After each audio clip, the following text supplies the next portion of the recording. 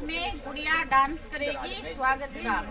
आप सभी का भी स्वागत होगा और आए हुए मेहमानों का भी स्वागत होगा और बाबा का भी स्वागत। इसलिए सभी बाबा की याद में प्यार से शांति में बैठो।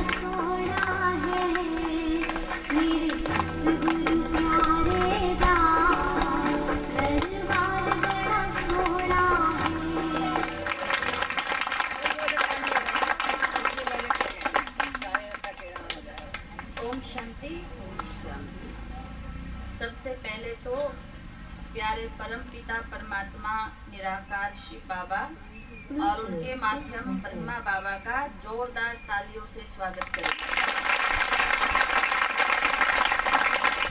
इसके बाद फतेहाबाद से आए हुए हमारे आदरणीय मोहिनी दीदी जी जो पूरे डिस्ट्रिक्ट इंचार्ज हैं रहेंगे। जितने सेंटर्स हैं, गीता पाठशालाएं हैं, सबकी देखरेख करते हैं।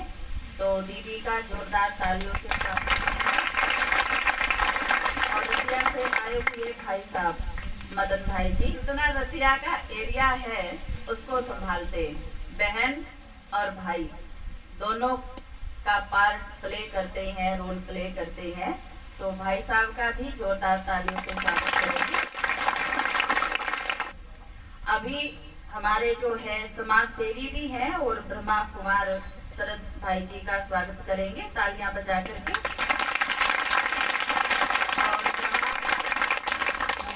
इस रत्ताखेड़ा गीता पाठशाला की जो इंचार्ज है, केयर टेकर है ममता बहन, तो उनका भी जोरदार तालियों से स्वागत करें।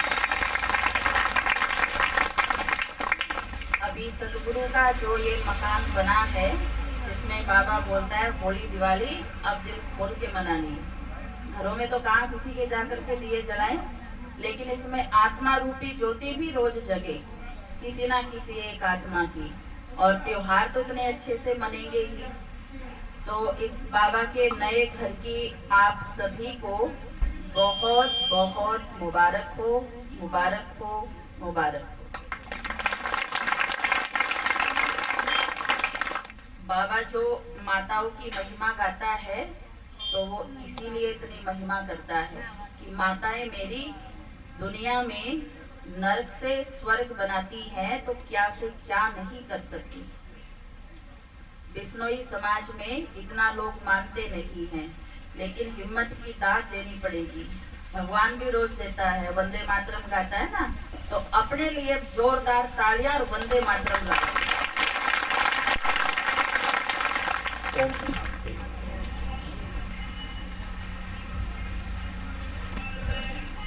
रत्नाखेड़ा गांव की माताओं की हिम्मत बहुत है। उनका ये संकल्प था, तो भगवान ने उनका संकल्प ये पूरा कर दिया। करने वाला तो ऊपर वाला है, हम तो संकल्प कर सकते हैं, अच्छा सोच सकते हैं, जो कुछ हमारे पास हम क्या कर सकते हैं। तो हम सोचते हैं और ऊपर वाला क्या करता है, उस संकल्प को पूरा करता है। ये आप लोगों की सेवा के लिए बना है। कोई लोग हमारे से ये पूछते हैं कि ये ओम शांति वाले क्या सिखाते हैं, पूछते हैं। जिनको पता नहीं है तो वो पूछते हैं कि पता नहीं ओम शांति वाले कौन सा बाबा बाबा करते हैं, कि क्या इनकी मुरली है, पता नहीं है। देखो, ये तो आप समझते हो कि हम सब एक आत्मा है और ये शरीर हमने धारण किया हुआ है। परमात्मा के घर से आए, उसने पैदा किया है, हम इस दुनिया में भेजा है और वापस हमने परमात्मा के घर लौटना है, जाना है। उस परमात्मा के बच्चे हैं और इस दुनिया की भूल भुलैया में फंस गए हैं। हमें कोई रास्ता दिखाई नहीं देता है। तो इस संसार के ड्रामा में एक समय ऐसा भी आता है कि जब भगवान को स्वयं इस सृष्टि पर आना पड़ता है, अपने बच्चों को वापस ले जाने के लिए। क्योंकि हम तो इस भूल भुलैया के चक्कर में फंस चुके हैं। हमें तो रास्ता भी पता नहीं है, हमें तो ये भी नहीं पता है कि हम किसके बच्चे हैं, वो कौन है, कहाँ रहता है। तो ये ओम शांति वाले यही समझा रहे हैं कि हम आत्माओं का पिता परमात्मा शिव है, वो परम धाम में रहता है। ये वो समय चल रहा है कि जब भगवान नीचे आया है और हम बच्चों को वापस ले जाने के लिए अपनी पहचान दे रहा है। तो बस ये बहनें क्या करती हैं, हमें स्वयं की पहचान देती हैं कि हम एक आत्मा हैं। पहले तो हम अपने को शरीर समझते थे, मेरा नाम ये है, मेरे पिताजी का ये नाम है, मेरा गांव ये है, तो सारी शरीर की बात करते थे। तो बाबा ने ऊपर से नीचे आकर हमें पहली ये पहचान दी कि तुम मेरे बच्चे हो। शरीर हमारे उनके बच्चे नहीं है, शरीर के तो माँ बाप सबके अपने अपने हैं, परंतु आत्मा जो इस शरीर में निवास कर रही है, जो इस शरीर को चला रही है, इस आत्मा का पिता परमात्मा सबका एक है। एक ही घर से आए हैं। भले हमने यहाँ कोई जाति धर्म भेदभाव बना लिए हैं, परंतु आए एक ही घर से हैं और उसी के घर में लौटना। तो ये बहनें परमात्मा की पहचान देती हैं, क्योंकि हम वापस नहीं जा सकते हैं जब तक हम साफ नहीं हो जाएंगे। हम तो मैले हो गए, इस दुनिया में आकर विकारों से मैले हो गए। तो भगवान आकर पहले ये विकारों की मैल उतारता है, जब तक वो मैल नहीं उतरेगी तो वापस नहीं ले जा सकता, जा ही नहीं सकते हम, क्योंकि वो घर जो परमात्मा का घर है वो तो परम पवित्र है और हम यहाँ गंदे पतित हो गए हैं। अब पतित गंदे को कैसे ले जाएगा? इसलिए भगवान आकर पहले हमें अपनी पहचान देता है कि तुम एक आत्मा हो, फिर अपनी पहचान देता है कि मैं परमात्मा तुम्हारा बाप हूँ, सुख शांति आनंद का सागर हूँ। जितना तुम मेरे को याद करोगे उतने तुम शुद्ध होते जाओगे। शुद्ध होने का और कोई तरीका नहीं। कोई गंगा स्नान करने से शुद्ध नहीं हो जाएंगे, वो तो जन्म जन्मांतर हम करते आए। एक ही तरीका है कि अपना मन अगर उस भगवान में लग जाए तो हम शुद्ध हो सकते हैं। अब भगवान में अगर मन लगाना है तो उसकी पहचान चाहिए।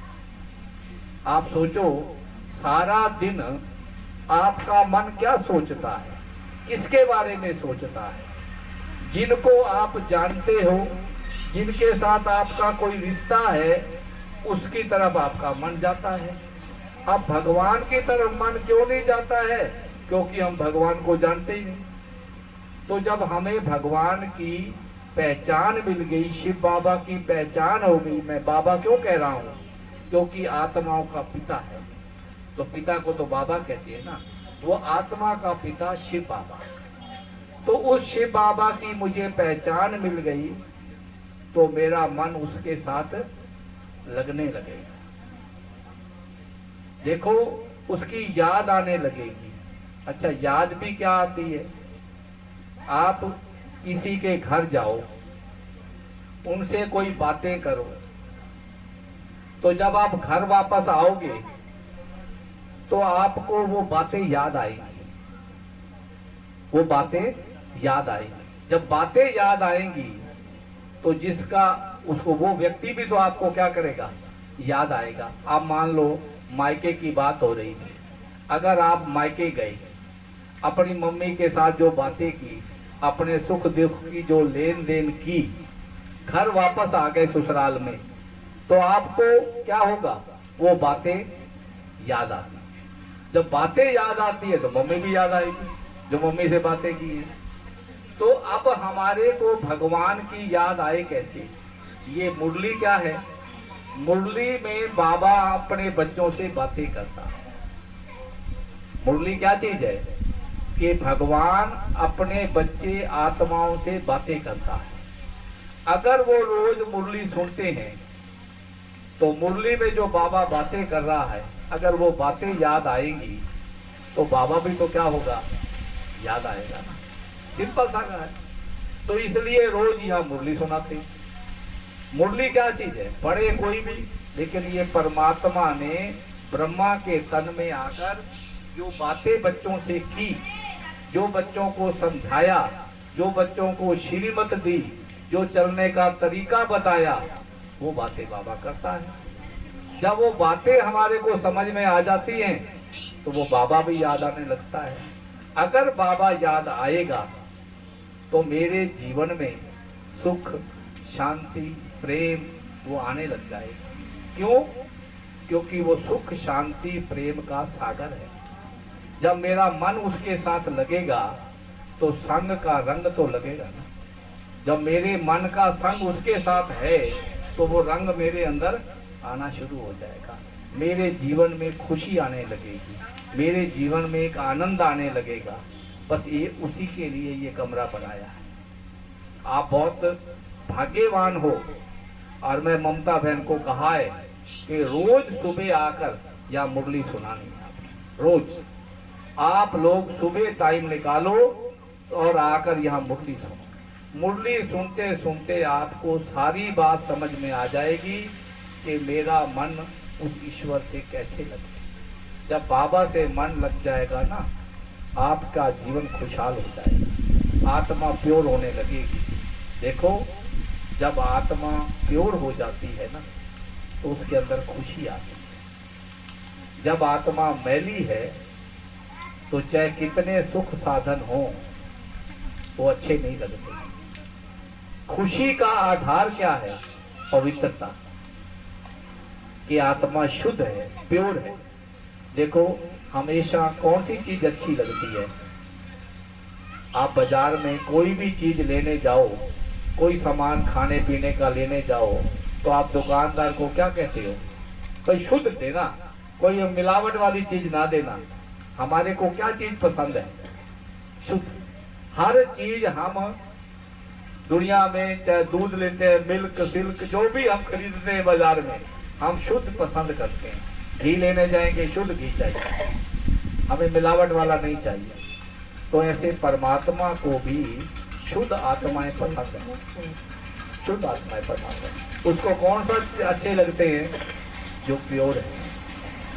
तो इसलिए अगर हम परमात्मा की पसंद बनना चाहते हैं, उससे सुख शांति लेना चाहते हैं, तो हमें वो मुरली, वो बाबा के साथ संबंध, बस यही बनाना है। ये ब्रह्मा कुमारियों का संदेश है। और क्या सिखा रहे? यही सिखा रहे कि अपना मन उस ईश्वर के साथ लगाओ, किसी व्यक्ति से नहीं लगाना है। हमें किसी कोई दाढ़ी वाला बाबा बुबा हमने थोड़ी याद करना है, हमने तो उसको करना है।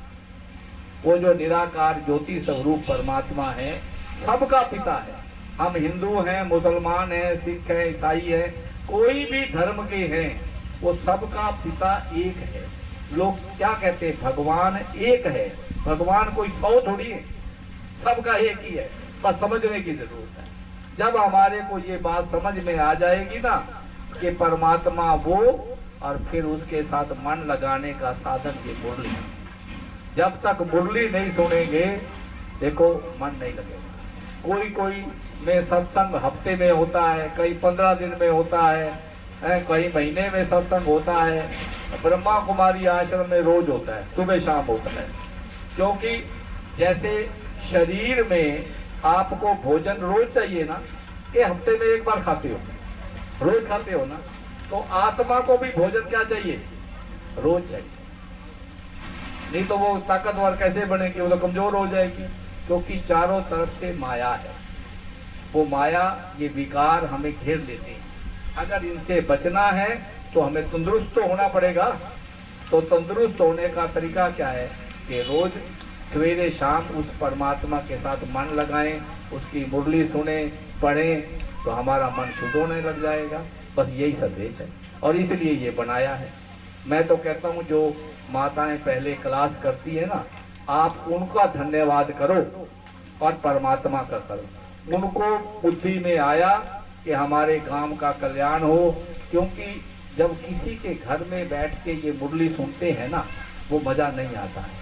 क्योंकि उनके घर में मान लो किसी की कोई मृत्यु हो जाए, या उनके घर में कोई शादी हो, तो देखो मुरली तो बंद हो जाएगी ना।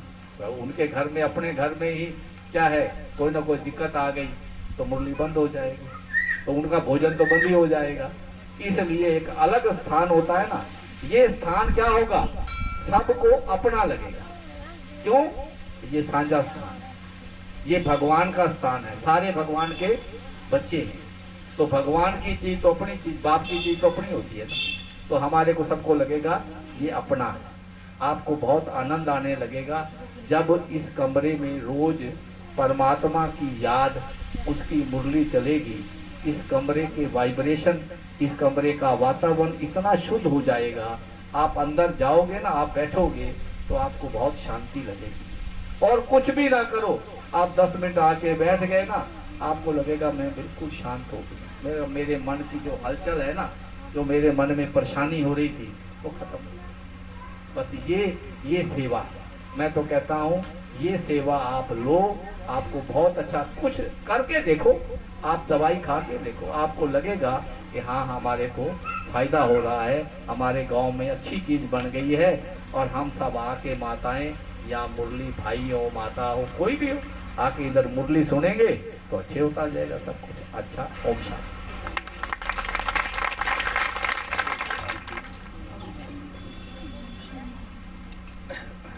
भाई साहब की बात, कुछ कहने की बात तो नहीं रह जाती, लेकिन आदेश है दीदी का। तो जैसा कि भाई साहब ने कहा कि ये बहुत ही अभाग्य है, ऐसा दिव्य स्थान आपके यहाँ बना है। आज से लगभग 8 वर्ष पूर्व जब मैं संपर्क में आया आश्रम के, तो मैं भी अपने जीवन में हर तरफ से निराश था, अशांति थी। सब कुछ होते हुए लौकिक में बहुत बड़ा परिवार, बहुत बड़ा नाम, लेकिन सुख शांति की। आप इनको जानते हो? आप अपना पहले पहचान। मेरा परिचय है, मेरा शरीर का नाम शरद बत्रा है। मैं स्वर्गीय श्री गोविंद राय बत्रा जी का पुत्र हूँ। पहले एमएलए थे ना फतेहाबाद के, उनके बेटे।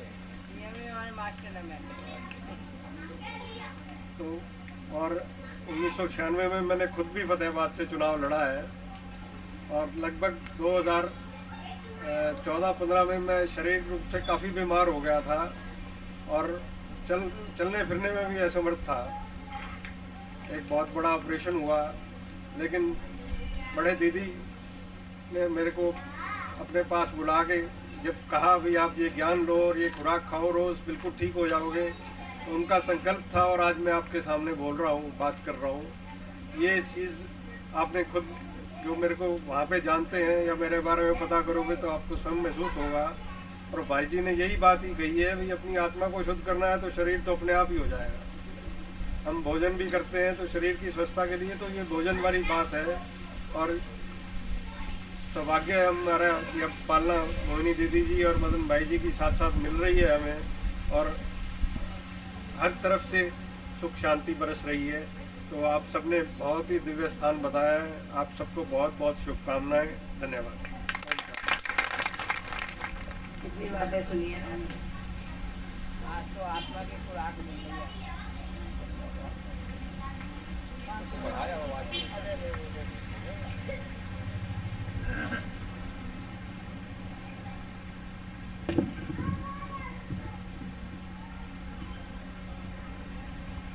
ओम शांति। 2005 में यहाँ पर हमने सेवा की और 2005 से अब तक 2023 18 साल हुए। और हमने कोई ये सेवा ऐसे नहीं हुई है आप फटाफट बन गया मकान। जब हमको याद है जब हम आते थे, बड़ी दीदी तक भी साथ यहाँ पर आए हुए हैं क्लास कराने, तो क्या होता था यहाँ कोई स्थान ही नहीं था सेवा का करने का। मुरलीका सुनाए माता है, तो कभी हम सुमित्रा की ढाणी में चले जाते थे, कभी सीता माता के घर चले जाते थे, वहाँ मुरली सुनाई जाते थे, कभी शारदा माता के, ऐसे चलता रहा। तो इनको संकल्प आया कि हम भी अपना बाबा का स्थान बनाएं।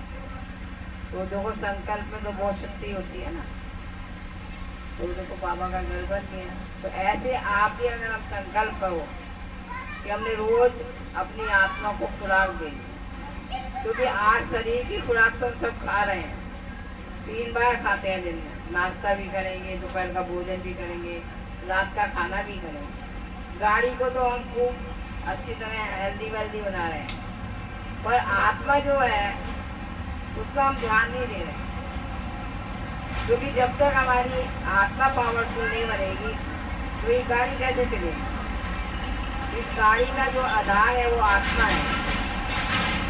तो परमात्मा पिता भी हमको क्या कहता है कि बच्चे अपनी आत्मा को भी क्या बनाओ, पावरफुल बनाओ। अब पावरफुल कैसे बनेगी? जब हमारे अंदर ज्ञान होगा, समझ होगी। जब समझ होगी तभी तो हम भगवान को याद कर सकेंगे ना। समझ के बिना तो भगवान को याद करेंगे।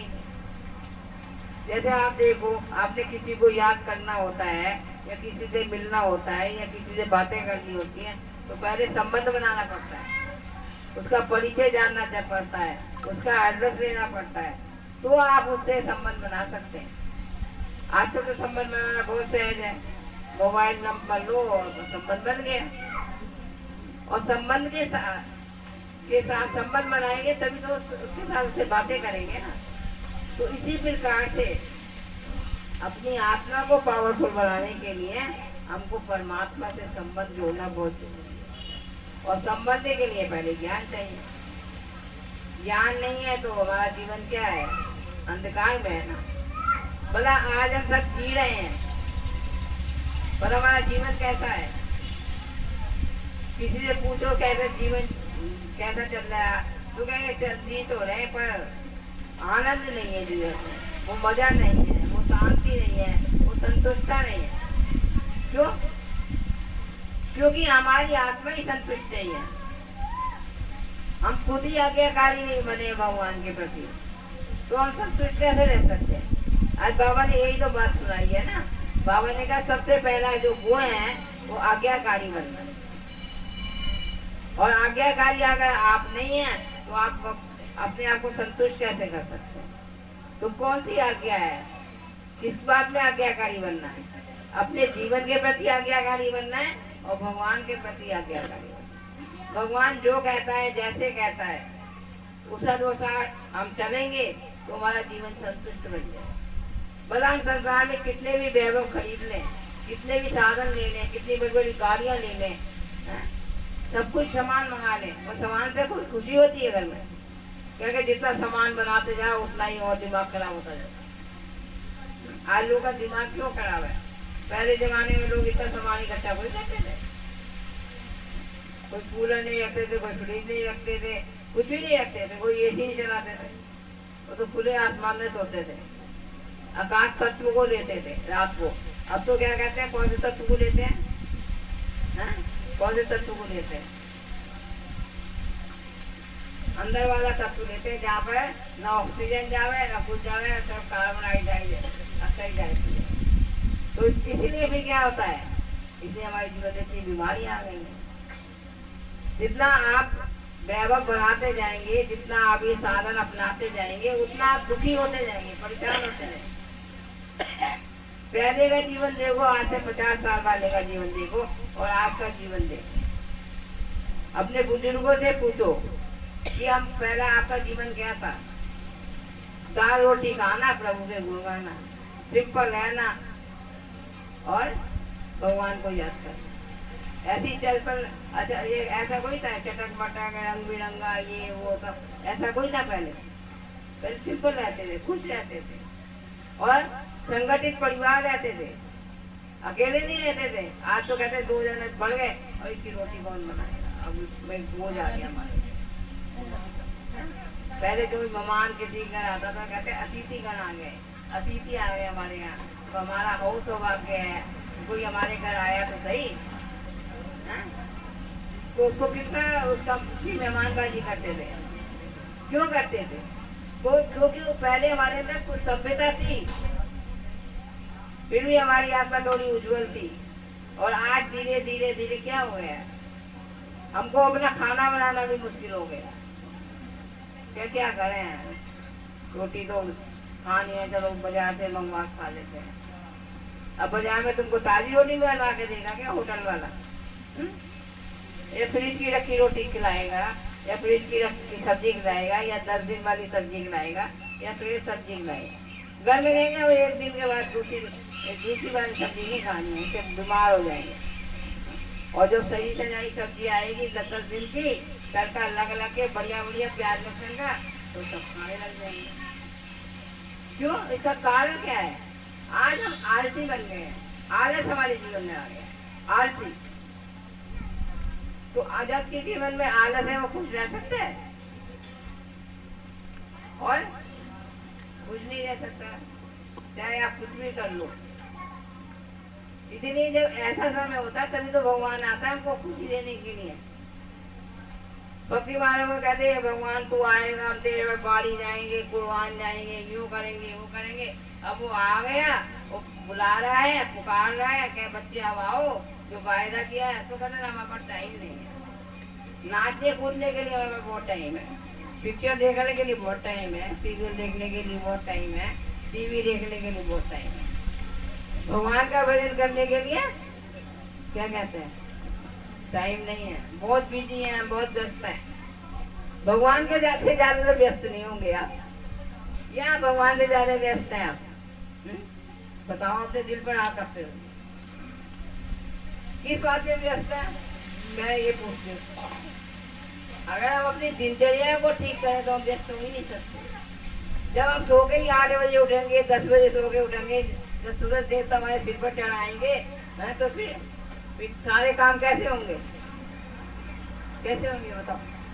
अच्छे होंगे या माड़े होंगे? बताओ खुद ही। आप सोचो, आप टाइम का अपनी सेटिंग करो ना। अगर आप 4 बजे उठ जाओ और भगवान को याद करो, अपनी बैटरी को चार्ज करो, तो सारा काम आपका शारीर ठीक रहेगा, सारे काम आपके एक्यूरेट हो जाएंगे। भक्ति मार्ग में तो कहते हैं जल्दी उठना और जल्दी सोना, कि जो सुबह उठ के काम करता है ना उसका आधा काम तो भगवान कर जाता है, और जो 8 बजे से सो के उठेगा तो उसका भगवान काम करने आएगा या मनुष्य काम ही नहीं आएंगे उनका काम करने। तो इसलिए कभी ये नहीं कहो कि हमको फुर्सत नहीं है, हम ज्ञान नहीं सुन सकते, या ये कैसा ज्ञान सुनाते नहीं।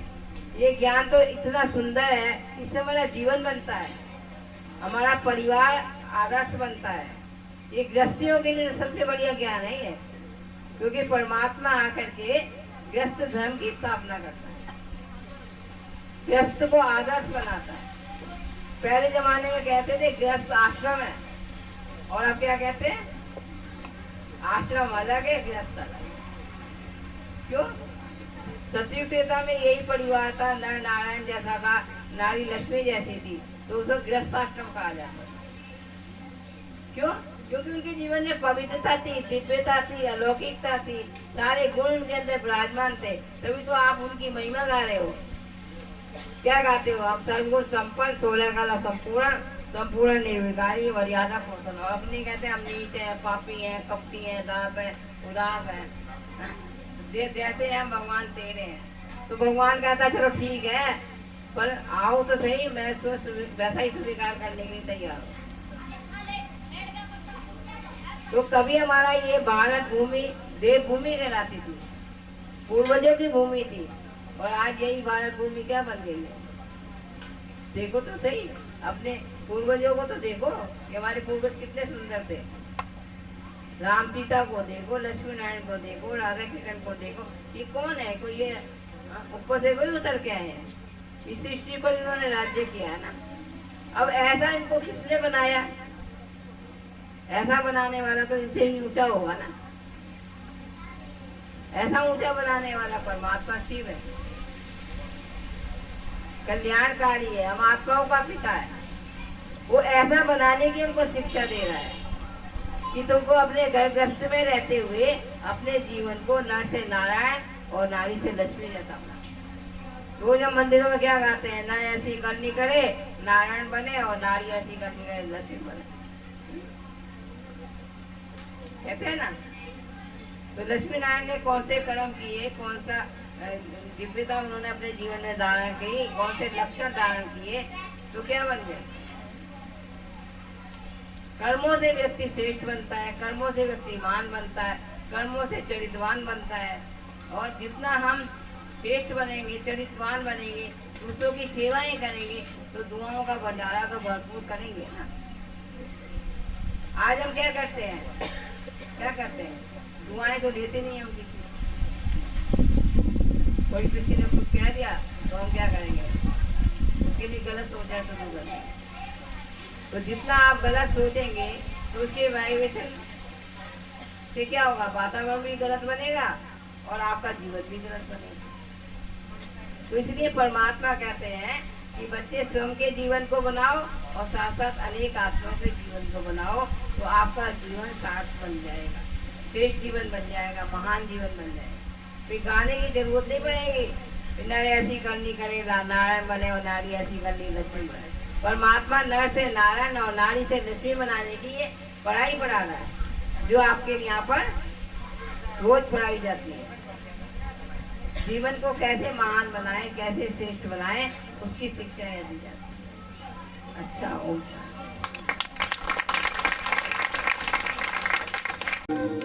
बाबा तेरी मीठी मुरली की धुन सुन कर के मन हर्षाए, हो सुन कर के मन हर्षाए।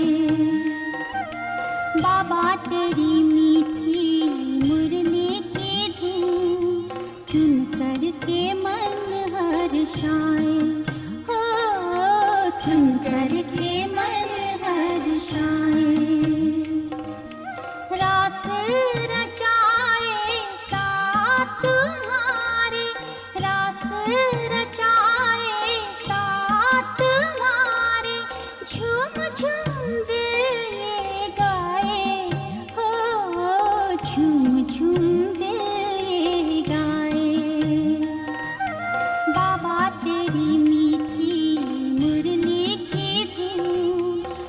कर के मन हर्षाए, हो सुन कर